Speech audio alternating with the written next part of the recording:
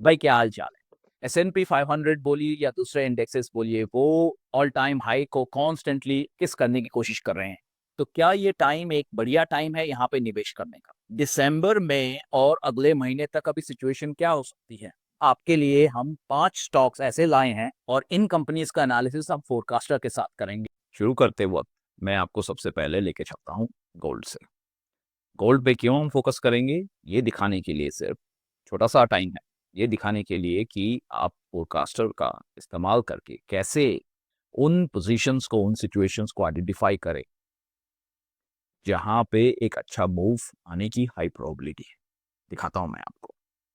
यहाँ पे ओवरबॉट और ओवरसोल्ड में अगर आप गोल्ड में आए थे और इसको फॉलो कर रहे थे, तो देखिए अक्टूबर के एंड में यहाँ पे अगर मैं आपको 6 महीने का दिखाऊं, तो देखिए हमारा जो मार्केट मूड मीटर है वो आपको अक्टूबर से कॉन्स्टेंटली ये बता रहा था कि देखिए जो ओवरबॉट कंडीशन है वो टिपिकली 100 को भी पार करके जा चुकी है। तो आपको सिर्फ ये देखना है कि कैसे वक्त पे मल्टीपल ओवरबॉट सिचुएशंस आ रही हैं। और ये देखिए यहाँ पे ये अक्टूबर के मिडिल से लेके अक्टूबर के करीबन 20-22 तारीख तक ऐसी पोजीशन बनी कि उसके बाद इनफैक्ट यहाँ पे लूका ने जब अक्टूबर के एंड में जो वीडियो बनाया था, वो वीडियो आप देख सकते हैं। और उसमें उसने यही पॉइंट आउट किया था कि जो मार्केट मूड मीटर है वो इंडिकेट कर रहा है कि एक अच्छा सा ड्रॉप तो आएगा छोटे टाइम के लिए, ठीक है, जस्ट ओवरबॉट कंडीशन को जस्ट रिमूव करने के लिए। उसके बाद शायद वो वापस कंटिन्यू जाए, वो किसी को नहीं मालूम। लेकिन सिचुएशन ऐसी बन रही थी कि यहाँ पे एक अच्छा कॉन्फिडेंट आप ट्रेड ले सके। और वही देखिए हमने किया। आप देखें, अगर हमने करीबन जो फॉल आया, हमने करीबन यहाँ 4,300, हमें ये डबल टॉप वाला नहीं मालूम था, लेकिन हमने करीबन 4,300 से लेके नवंबर के मिडल में यहाँ पे कहीं पे फर्स्ट वीक या सेकेंड वीक में यहाँ पे करीबन हमने इसको पोजीशन को हटाया। ठीक है, और ये पोजीशन हमने तब हटाया, अगर आप देखेंगे, जब मार्केट मूड मीटर जीरो से वापस ऊपर नीचे जाके वापस ऊपर जा रहा था, तो थोड़ी सी स्ट्रेंथ आ रही थी। तो आगे क्या होगा हमें तो मालूम नहीं, हमने यहाँ पे ये पोजीशन काट दी। तो करीबन 4,300 से करीबन 4,060 के करीबन हमने पोजीशन काटी। करीबन 300 पॉइंट, 300 पॉइंट, 4,000 पे करीबन 8.5-9%। तो भाई हाई सिंगल डिजिट आपको 2-2.5 हफ्ते में ऐसे कॉन्फिडेंट के साथ फोरकास्टर दिला सकता है। भाई अगर आपको ये वीडियो पसंद आ रहा है, आपको ये एनालिसिस में मज़ा आ रहा है, तो आप ज़रूर पर ज़रूर हमारे साथ जुड़िए, सब्सक्राइब कीजिए और आगे चलते हैं वीडियो पे। भाई हम कॉन्स्टेंटली देख रहे हैं कि जो S&P 500 है वो इंडेक्स कॉन्स्टेंटली अपने सीलिंग को बार बार नॉक कर रही है। ठीक है ना, बार बार टच कर रही है, नीचे आ रही है, फिर सपोर्ट ले रही है 20 DMA पे, 50 DMA पे, और फिर वापस जाके ऑल टाइम हाइस को नॉक कर रही है।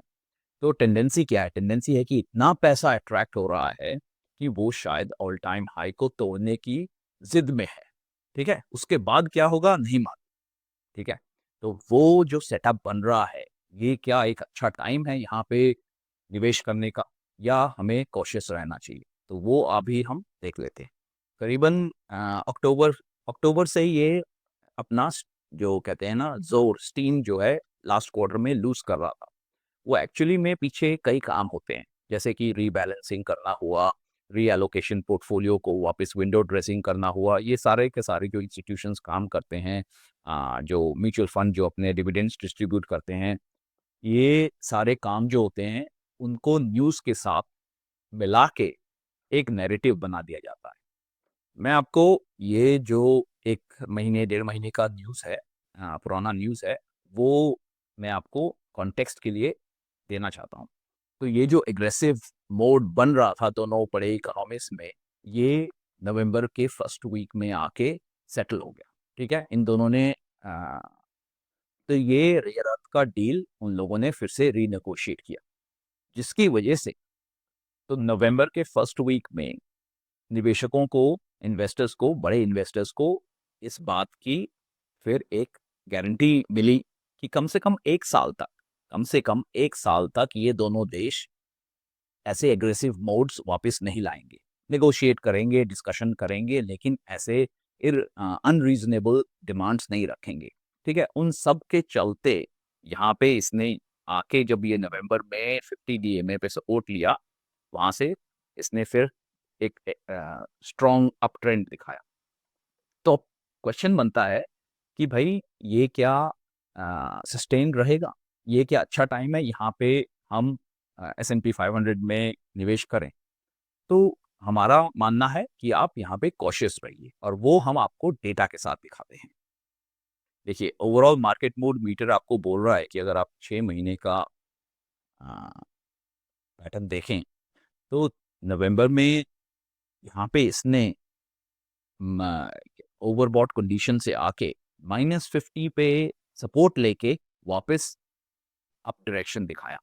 तो यहाँ पे ये जो ट्रेंड बनता है ना, मार्केट मूड मीटर को बनाया गया है करीबन 10-11 अलग-अलग इंडिकेटर्स के साथ, बड़ा ही स्पेशलाइज्ड इंडिकेटर है। और ये जब ज़ीरो को क्रॉस करता है, तो आपको इस बात का वेट करना चाहिए कि ये वापस ज़ीरो पे आके सपोर्ट ले और फिर आए। ठीक है?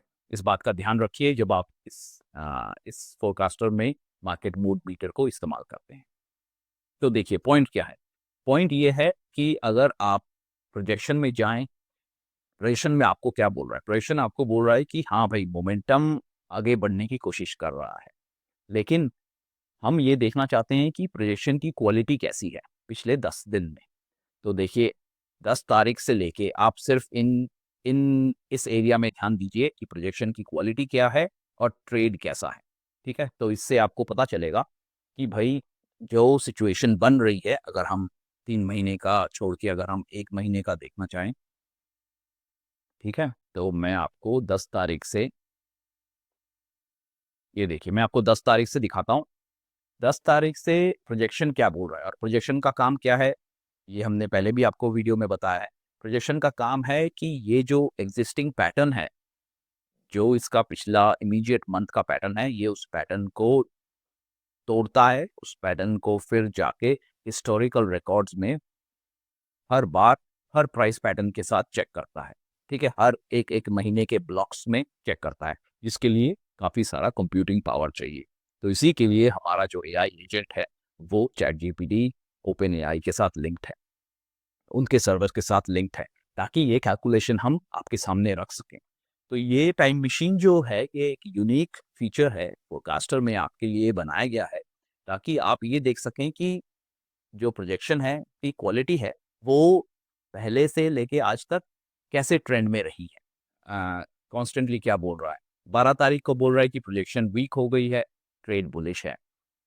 कहने का मायने ये है कि देखिए, 16 तारीख को बुलिश है, वीक है, 17 तारीख को स्ट्रॉन्ग है, ठीक है, 18 को बुलिश है, मॉडरेट है, 19 को बेरिश हो गया। ठीक है?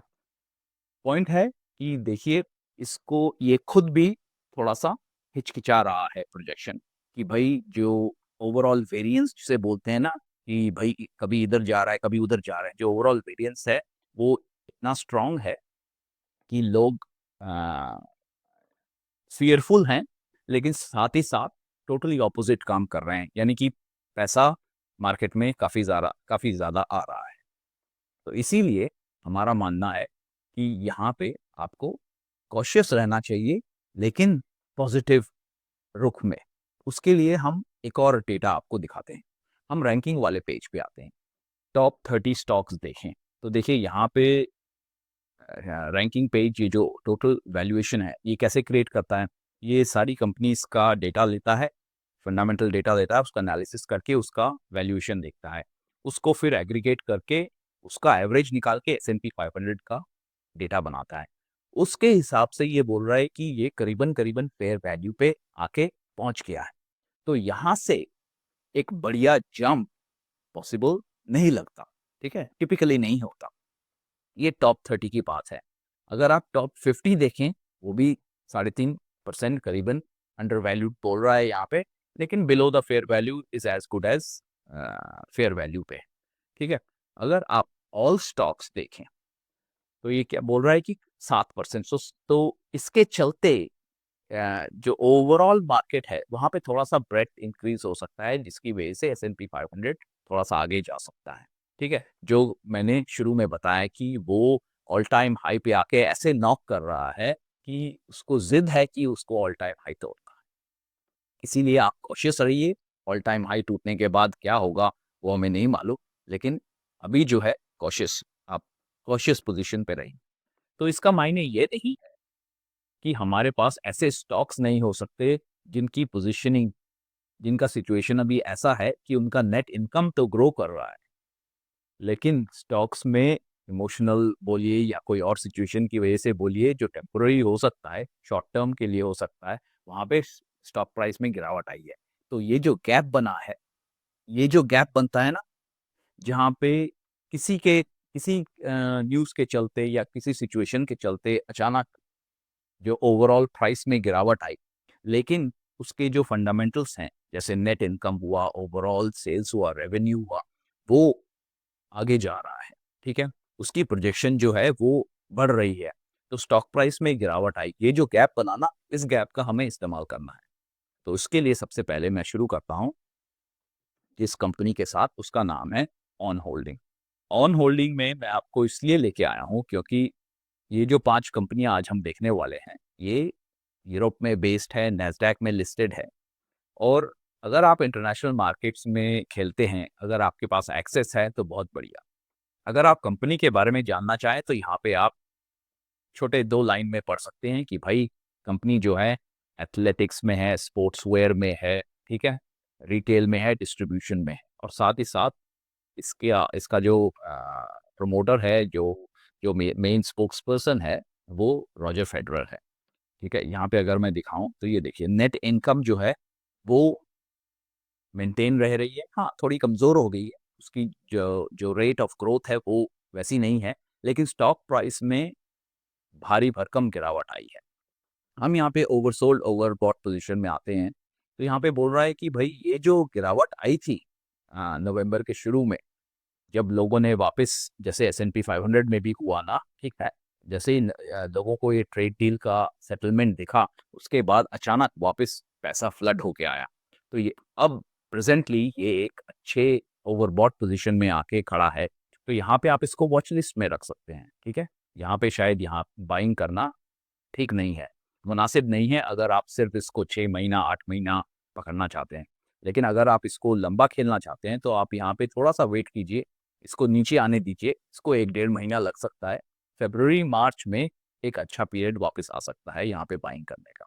1 महीने का प्रोजेक्शन देखते हैं, तो बोल रहा है कि देखिए भई, जनवरी के मिडल तक 1 महीने का जो प्रोजेक्शन है, वो ये बोल रहा है कि इसके पास 5 बुलिश केस हैं और इसकी प्रोबेबिलिटी है, इसकी जो प्रोजेक्शन की क्वालिटी है वो स्ट्रॉन्ग है, बुलिश प्रोजेक्शन है, ठीक है? ये हो गया आपका एक कंपनी। दूसरा जो कंपनी है, वो है टेनेबल होल्डिंग्स। टेनेबल होल्डिंग्स हमारे आँखों के सामने इसलिए आया क्योंकि आप यहाँ पे ये देखिए, पहले जब नेट इनकम गिर रहा था, उस वक़्त स्टॉक प्राइस में भी गिरावट आई। लेकिन पिछले 2 साल में क्या हुआ? 2 साल में नेट इनकम वापस इंक्रीज़ हुआ। अभी रेट ऑफ जो चेंज है, वो थोड़ा-सा कम हो गया है, लेकिन स्टॉक प्राइस में वापस वही नेगेटिव सेंटिमेंट आया है, ठीक है? अगर हम यहाँ पे ओवरबॉट, ओवरसोल्ड में जाके इसको चेक करते हैं, तो देखिए फिर से हम 6 महीने का मैं आपको लगा के देता हूँ। यहाँ पे ये ऐसे सिचुएशंस में आ गया है, जो नवंबर में वापस आया था, वो हाइली ओवरसोल्ड पोज़ीशन पे आ गया है। देखिए, मैं आपको नेगेटिव डाइवर्जेंस जो बन रहा था, वो दिखा देता हूँ।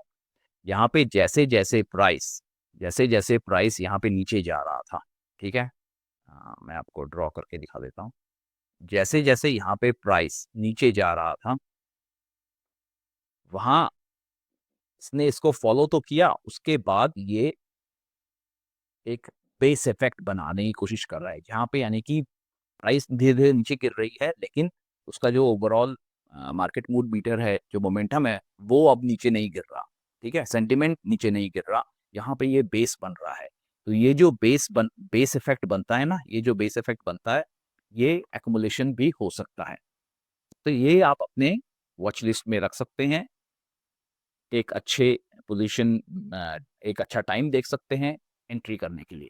अगला कंपनी है डुओलिंगो। थोड़ा सा हमारा फेवरेट है इसलिए क्योंकि ये एआई का जो एप्लीकेशन है ये उसको मटेरियलाइज करता है, ये उसको गेमिफिकेशन करके आपके सामने रखता है। तो आप इसके बारे में थोड़ा सा अगर आपको पढ़ना है तो पढ़ सकते हैं। पॉइंट यहाँ पे हम देखना चाहते हैं कि क्या हुआ हमारे आंखों के सामने। ये इसलिए आया क्योंकि हम इन सब स्टॉक्स को क्वांटम स्क्रीनर के साथ सिलेक्ट करते हैं। नेट इनकम जो है वो इंक्रीज हो रही है लेकिन प्राइसेस में फॉल हो रहा है। अगर हम इसके फंडामेंटल्स देखें भाई, अगर नेट सेल्स देखें वो इंक्रीज कर रही हैं, साथ ही साथ पिछले 2 साल में, पिछले 2 ढाई साल से इसने नेट इनकम इंक्रीज किया है।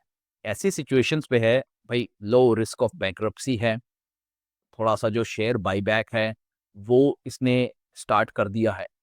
तो कंपनी फंडामेंटली स्ट्रांग है। उसके बावजूद भी अगर आप देखें कि भाई ऐसा क्या हुआ, इन्वेस्टर सेंटिमेंट में जाके देखें तो ऐसा क्या हुआ कि बेरिश सेंटिमेंट क्यों आया। बेस बोल रहा है कि वैल्यूएशन स्टिल रिमेन्स डिमांडिंग।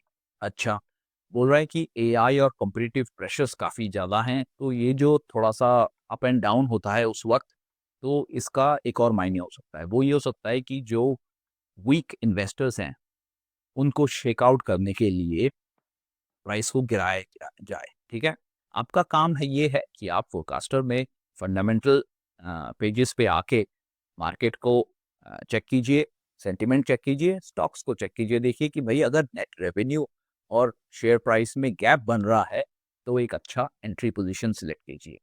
उसके लिए हम ओवरसोल्ड ओवरबॉट पे आते हैं। वापस नवंबर में एक बढ़िया सा ओवरसोल्ड कंडीशन आया।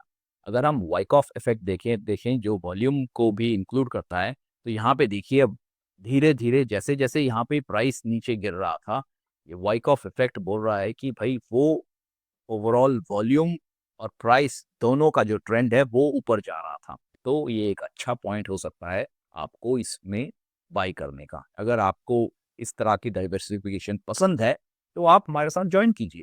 एक फ्री वेबिनार लॉन्च करता है। ये हो गए 3 कंपनी। जो चौथा कंपनी है वो थोड़ा सा स्पेशल है। ये हेल्थ केयर सेक्टर में है। तो ये क्या करती है, ये इम्यूनो डायग्नोस्टिक्स और ऐसे टूल किट्स हेल्थ सेक्टर में सप्लाई करती है। ठीक है, 22 से जब से इंटरेस्ट रेट बढ़े तब से इसके कंपनी में नेट रेवेन्यू, नेट इनकम में वीकनेस आई। तो भले ही इसने पिछले 3 साल 4 साल में नेट इनकम में गिरावट आई, उसके बाद अब ये नेट इनकम जो है लाइन को स्टेबलाइज करने की कोशिश कर रहा है। शेयर प्राइस में अभी भी गिरावट आ रही है। तो हम फंडामेंटल पेज पे चलते हैं इसके और देख लेते हैं कि भाई कंपनी में कोई गड़बड़ है कि नहीं है। तो अगर हम पीटर लिंच और इकोनॉमिक वैल्यू मेथड को इस्तेमाल करें तो बोल रहा है कि जो शेयर प्राइस है वो ऐसे सेंटिमेंट पे गिर रहा था, वैल्यूएशन से वो 33% नीचे है। बैंक्रप्सी होने का जो स्कोर है वो काफ़ी लो है, यानी 3 साढ़े 3 साल से हेल्थ केयर सेक्टर के ऊपर पैसा नहीं गया। सारा का सारा पैसा ग्रोथ सेक्टर में गया, जैसे टेक्नोलॉजी सेक्टर में। अगर आप दो चीज़ देखें, सेल्स देखिए, सेल्स भले ही 22 के बाद से कम हुई थी लेकिन 24 में इसने अपने आप को स्टेबलाइज किया। ओवरबॉट ओवरसोल्ड में बात वही बन रही है। नवंबर के शुरू में जैसे ही चाइना और यूएस का जो ट्रेड डील एग्रीमेंट स्टेबलाइज हुआ, तब से वापस पैसा इसमें रोटेट होना शुरू हो गया और वो आप देख सकते हैं यहाँ से। ऊपर देखिए प्राइस स्टेबलाइज होने की कोशिश कर रहा है नवंबर से, और मार्केट मूड मीटर आपको बता रहा है कि उसने अभी रिसेंटली जीरो लाइन को क्रॉस करके पॉजिटिव टेरिटरी में आ गया है। अगर हम वॉल्यूम को भी इंक्लूड करें तो देखिए उसने वो भी अपना धीरे धीरे वॉल्यूम में एक बेस इफेक्ट बना रहा था और इसने भी अभी जीरो लाइन को क्रॉस किया है। तो भाई अच्छी बात है ना। तो अगर आप यहाँ पे 6 महीना 8 महीने का गेम खेलते हैं कि आप इसको अपना पोर्टफोलियो में रखना चाहते हैं, हेल्थ केयर सेक्टर का एस्टैब्लिश्ड स्टॉक है, इसको अगर आप रखना चाहते हैं तो ये पोजीशन एक अच्छी बाइंग अपॉर्चुनिटी हो सकती है। जो आखिरी कंपनी है वो सबसे ज़्यादा इंटरेस्टिंग है। आप इसको अमेज़न का भाई मान लीजिए। ये लैटिन अमेरिका में ही इसका मेन डोमिनेंस है। इसके पास अलग-अलग टूल्स हैं, ऑनलाइन शॉपिंग तो बोल दीजिए, लेकिन साथ-साथ ये यहाँ पे देखिए, इसके पास अपना एक फिनटेक का प्लेटफ़ॉर्म भी है, जहाँ से वही आप बाय नाउ पे लेटर वाले सिस्टम्स लगा सकते हैं। तो यहाँ पे देखिए, कंपनी में सिचुएशन वही है कि भाई सेल्स और नेट रेवेन्यू, अगर आप सेल्स देखें, ये देखें, सेल्स कॉन्स्टेंटली इंक्रीज कर रही हैं, नेट इनकम कॉन्स्टेंटली इंक्रीज कर रही है, जो ग्रोथ रेट है इनकम, नेट इनकम की, वो धीरे भली हो गई है, लेकिन शेयर प्राइस में सेंटिमेंट की वजह से जबरदस्त गिरावट आई है और गिर के ये एक प्रीवियस लो पे आके रुकी है। सो वहाँ पे सपोर्ट लेने की कोशिश कर रही है। तो अच्छी बात है ना, हम तो हमेशा यही बोलते हैं कि भाई ये जो गैप क्रिएट हुआ, यही हमें अपॉर्चुनिटी दिखाता है। तो हम क्या करेंगे, हम फंडामेंटल्स पेज पे जाके चेक कर लेंगे कि भाई कहीं घोटाला कुछ घपला तो नहीं हो रहा, और अगर कंपनी स्ट्रॉन्ग है, रोबस्ट है, बैंक्रप्सी का जो रिस्क है वो कम है, कॉन्स्टेंटली अपने शेयर्स बायबैक कर रही है या स्टेबल रख रही है, ओवरबॉट ओवरसोल्ड में आके हम ये चेक करेंगे कि भाई टेक्निकली बोले तो एंट्री पॉइंट कहाँ है। तो देखिए, मार्केट मूड मीटर आपको क्या बोल रहा है, आपको बोल रहा है कि जैसे यहाँ पे ये स्टॉक प्राइस धीरे धीरे नीचे जा रहा था, ये एक बेस बना रहा था, तो हमारे हिसाब से ये एक जबरदस्त एक्युमुलेशन का इंडिकेटर है। तो जीरो लाइन को इसने जस्ट क्रॉस किया है, ऊपर आने दीजिए, जनवरी तक वेट कीजिए, कैश बना के रखिए, ठीक है, तैयार रहिए, ठीक है। तो इन सबको आप कैसे आराम से अपने फोरकास्टर के टर्मिनल पे रख सकते हैं, ये देखिए, यहाँ पे आइए, चुपचाप आप वॉच लिस्ट में जाइए। वॉच लिस्ट में अलग अलग, पहले जैसे इंडिया 11 का बनाया हुआ है, आप अलग अलग इंडेक्सेस का देख सकते हैं। मैंने यहाँ पे एक नया वॉच लिस्ट बना के आपको दिखाने के लिए ये 3 कंपनियां साथ में रखी हैं, ठीक है।